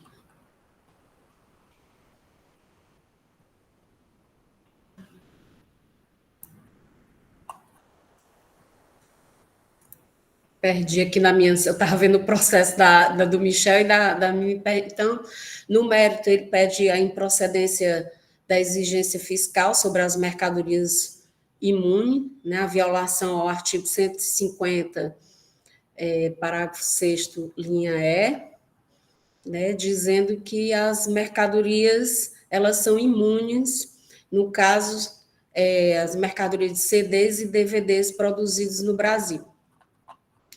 Pede também a inexistência de aquisição de mercadorias desacobertadas de documento fiscal, a improcedência da autuação, e também faz o pedido, né, fala que foi feito ajustes contábeis, né, sobre a ocorrência dessas mercadorias.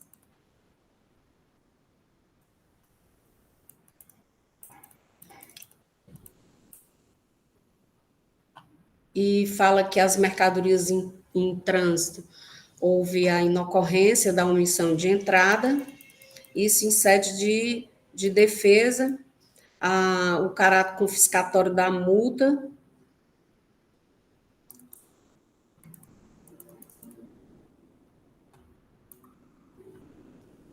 e, por fim, né, prevalecendo o princípio da verdade material, protesta, né, sobre pedindo uma diligência, na realização de diligência. O julgador de primeira instância, né, afasta a diligência, né, e pede, e no seu ato, né, eu acho que houve aqui um equívoco, que o julgador de primeira instância, ele fala sobre a existência de furto, de perdas, de quebra, e não previsão legal na legislação da obrigatoriedade de escrituração da baixa de itens perdidos, né? Ela fala sobre itens perdidos, não sobre o estoque, e também afasta a desproporcionalidade da multa aplicada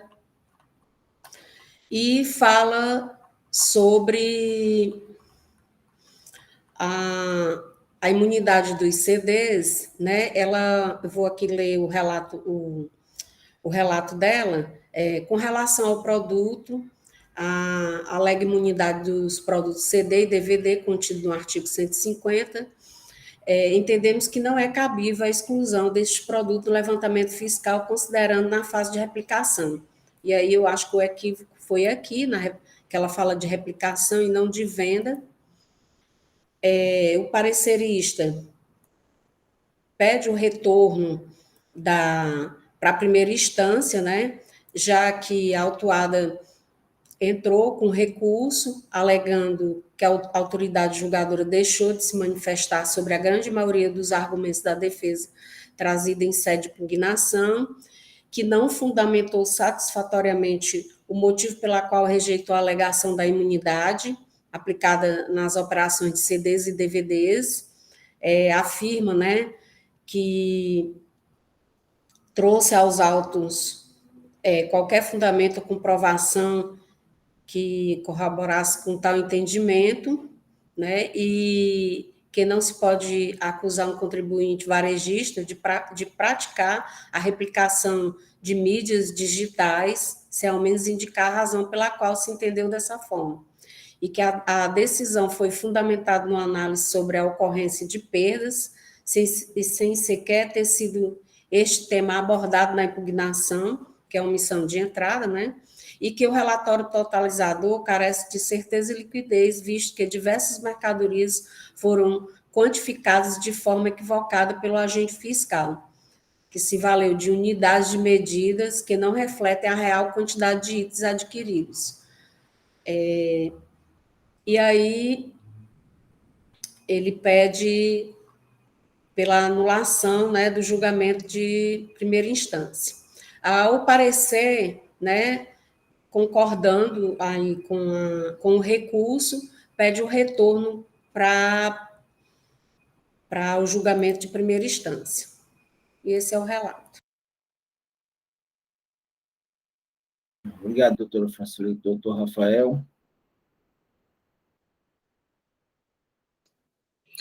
Presidente, renovo os cumprimentos a todos, conselheiro e secretária, novo patrono da recorrente. De fato, presidente, ele traz aqui, novamente, a temática da nulidade da decisão recorrida, mas sobre outros fundamentos, né? Traz ainda no seu recurso a questão do caráter confiscatório da multa também, né? Então, assim, primeiramente, a acusação seria de omissão de entradas, no ano de 2015, e o recorrente aponta que a julgadora singular, ela foi, com relação à temática que ele sustentou, no que se refere à cobrança de ICMS e sobre a multa, sobre operações tidas como imune, como as operações de CDs e DVDs, né, que também foram incluídas no levantamento. E, ao meu sentir, nesse ponto, a julgadora singular, ela não incorreu em vício de fundamentação na sua decisão, porque ela foi clara no sentido de que iria manter essas operações no levantamento em virtude da presunção legal de terem entrado no estabelecimento sem o respectivo documento fiscal. Ou seja, se esses CDs entraram no estabelecimento da recorrente sem qualquer documento fiscal, como se poderia presumir que o ICMS da etapa de replicação já havia sido pago, né? O ICMS, substituição tributária da indústria. Então, assim, ao meu sentir, a julgadora singular se pronunciou sobre o tema, né? Sobre o tema da questão da imunidade.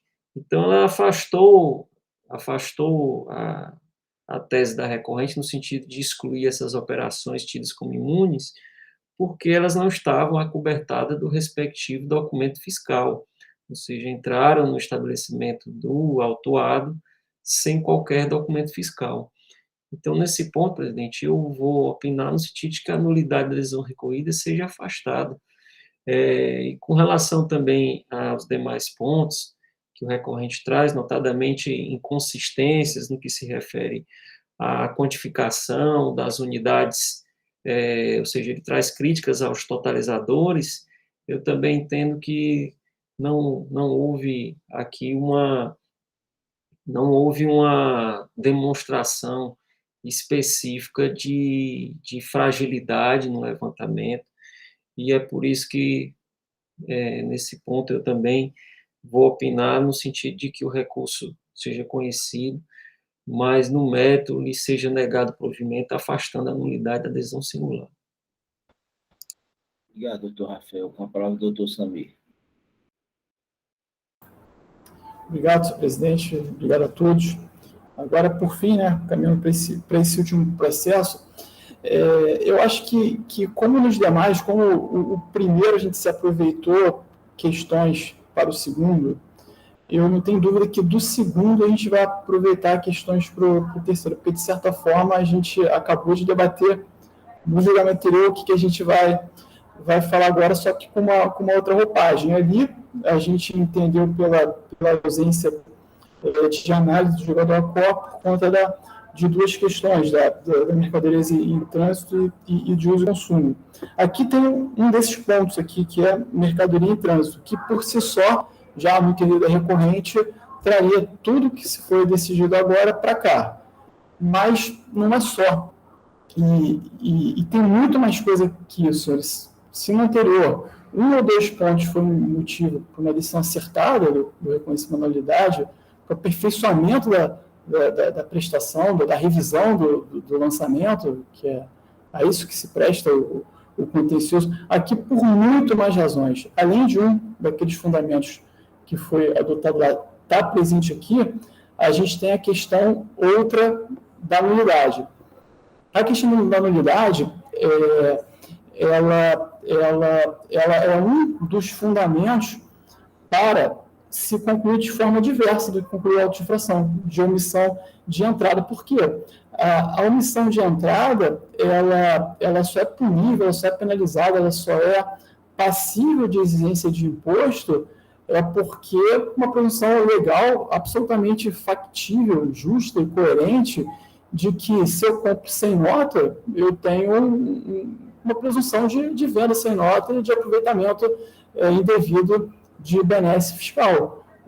Não se concebe que uma compra sem nota vá ter uma saída regular. Essa é uma presunção legal, dotada de completa razoabilidade. O que mostrou recorrente é que várias dessas aquisições elas se referem a mercadorias comuns. Texto constitucional claríssimo, que são obras de intérpretes, cantores, artistas nacionais, CDs e DVDs, e disso não se tem dúvida. Ora, se está provado, está comprovado que parte dessas aquisições se referem a mercadorias imundas que não serão objeto de tributação, então não teria caracterizado a exigência de imposto por conta desse tipo de suposta omissão de entrada. E em relação a isso, e aí até por isso que muito pertinente a colocação do Dr. Rafael, que eu até entendo perfeitamente quando ele no entendimento da Procuradoria menciona, não, eu entendo que de certa forma ela foi analisada no juízo ACOR, porque o julgador de primeira instância ele fala que se exige o ICMS na fase de replicação. E o julgador de primeira instância fala isso em uma frase, talvez, não muito mais que isso, não me lembro, mas certamente não muito mais que isso. E isso não seria aquela fundamentação, na visão da recorrente, capaz de dirimir o julgamento de primeira instância. Por quê? Porque não há matéria em controvérsia nesse ponto. Ou seja, sabe-se a recorrente que na fase de replicação, que é a fase do industrial, para produzir massa, etc., vai ter, não se está discutindo a imunidade ali, mas o ponto é que o que está levado a julgamento é a fase da distribuição, a fase de um comercial varejista, a fase de lojas americanas que vai efetuar essa venda. Então, nessa fase, para ela, não tem e nunca terá um imposto. Então, por essas razões, a recorrente aqui aponta mais uma questão em que ela não foi abordada, que passou a largo na decisão de primeira instância.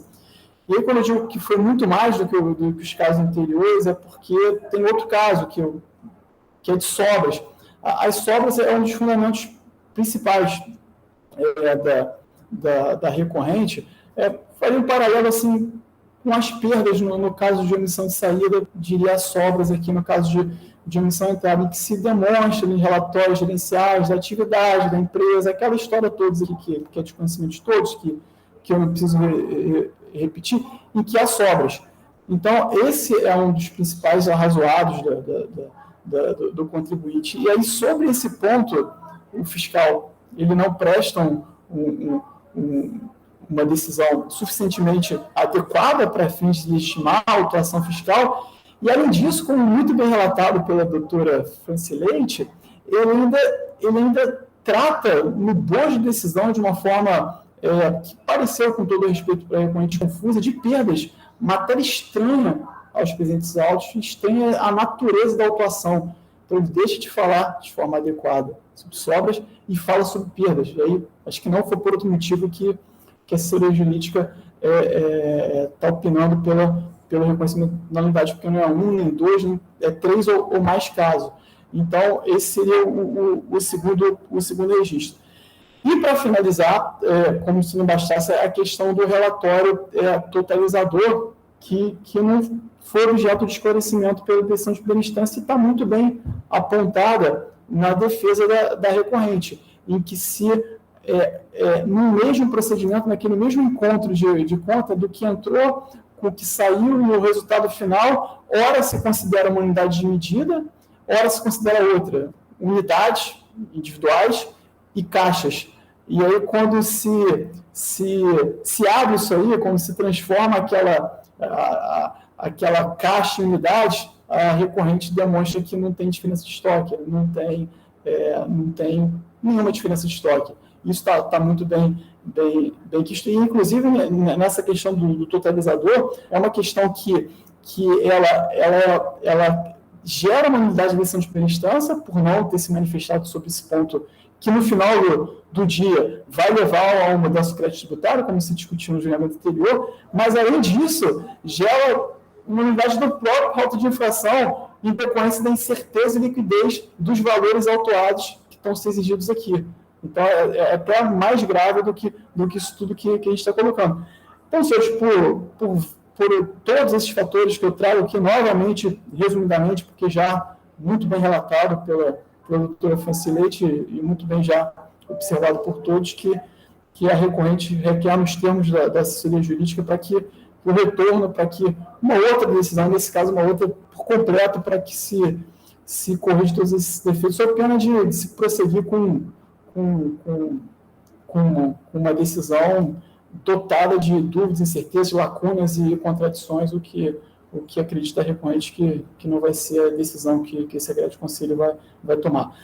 Obrigado novamente, senhores, aqui, mantenho à disposição, como de praxe. Muito obrigado, doutor Samir. Com a palavra a conselheira relatora, doutora Francileite, depois está facultada aos demais. Senhor presidente, também eu só esqueci no meu relato, dizer que no recurso também ele pede a perícia, né? No parecer... Doutora Francileite, deixa eu explicar. A gente vai tratar da nulidade do julgamento singular, porque se tratar da nulidade, quem vai fazer esse negócio da perícia ou não é lá no julgamento. No julgamento de primeira instância. Primeiro vamos tratar. Se a Câmara entender que é nulo, nós vamos remeter para a nulidade. Se não entender que é nulo, aí nós vamos tratar das outras. Okay. A nulidade do julgamento singular. Não é meu voto, que a gente ainda vai discutir, mas, no meu entender, eu acho que deveria retornar, sim, para a primeira instância, para que seja apreciado essa questão dos totalizadores e também sobre essa questão das mercadorias que são imunes, que são os DVDs e CDs. Né? Esse é meu entendimento, mas a gente tem que debater com os colegas. Se alguém quiser debater, né? Vamos escutar. Alguém quer mais debater sobre esse assunto? Se não quiser, vamos já. A doutora se manifestou e vamos para o julgamento. Doutora Ivete. Estou mais querendo tirar uma dúvida. Pelo que a opinião aí da assessoria, pelo que eu entendi, né, do parecer, conselheira Francileite, eles ressaltou mais a questão do ponto das medidas de unidades, né, que a empresa trouxe alguns exemplos em relação às medidas de unidade. Ele achou que esse ponto foi o ponto crucial para se apresentar como um julgamento com deficiência, sem motivação.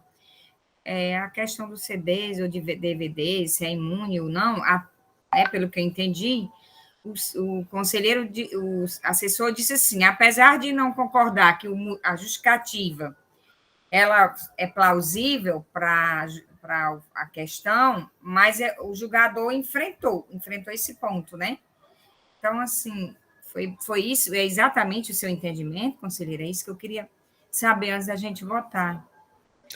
Lá no recurso, a parte ela traz alguns prints das unidades, né, do que foi colocado pelo parecer, eu olhei lá no recurso dele. Também houve esse erro das unidades, né, caixa e unidade.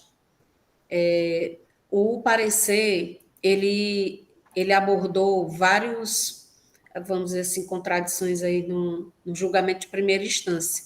Por isso que eu acato aí a decisão, a sugestão, né, do parecer para voltar para o julgamento de primeira instância, né, para que sejam enfrentadas essas questões. Mas quais foram... parecer?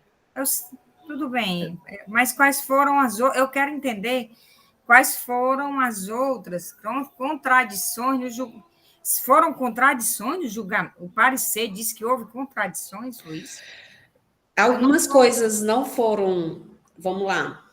Eu vou aqui só na página, se você tiver aí com o processo, mas se não tiver, eu vou ler. Lá no parecer, na página 4, né, ela diz que, lá no primeiro parágrafo, ao seu ver, o julgador não fundamentou adequadamente o motivo pela qual não acatou a alegação da imunidade tributária sobre as operações com CDs e DVDs, que foi aquilo que a gente já... Né? Outro ponto que não foi analisado no julgamento singular foi a alegação de que o agente fiscal teria quantificado erroneamente diversas mercadorias, né, valentes de unidade de medida que não reflete a real quantidade de itens adquiridos.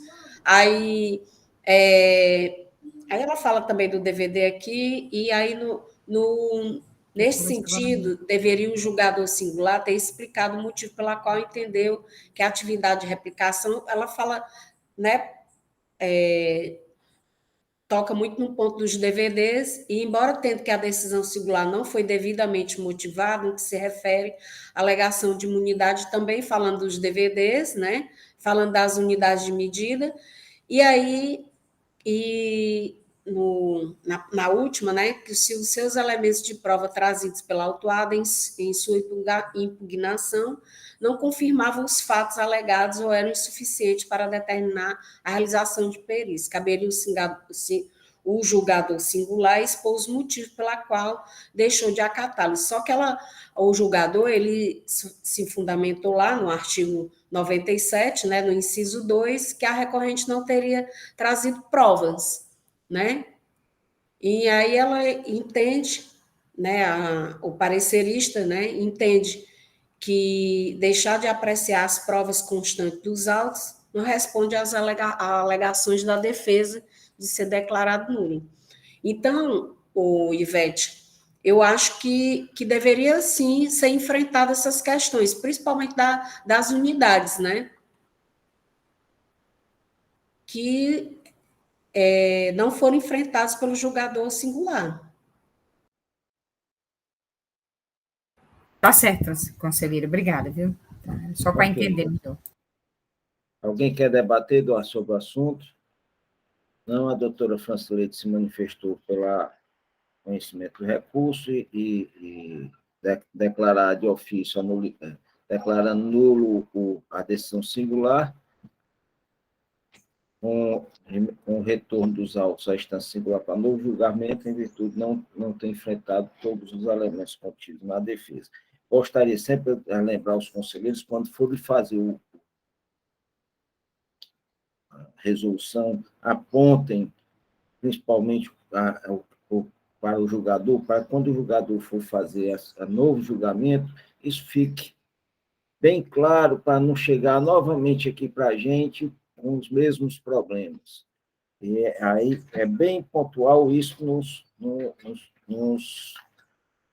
nas nulidades de julgamento singular. Doutor Robério, como vota? Com a relatora, presidente. Doutor Ivete? Com a relatora. Doutor Michel? Senhor presidente, me parece que houve uma análise sucinta. O próprio recorrente aduz isso no seu recurso. Então, vou abrir divergência e vou entender neste caso, não devolver para a segunda instância. Ok. Doutora Dalci.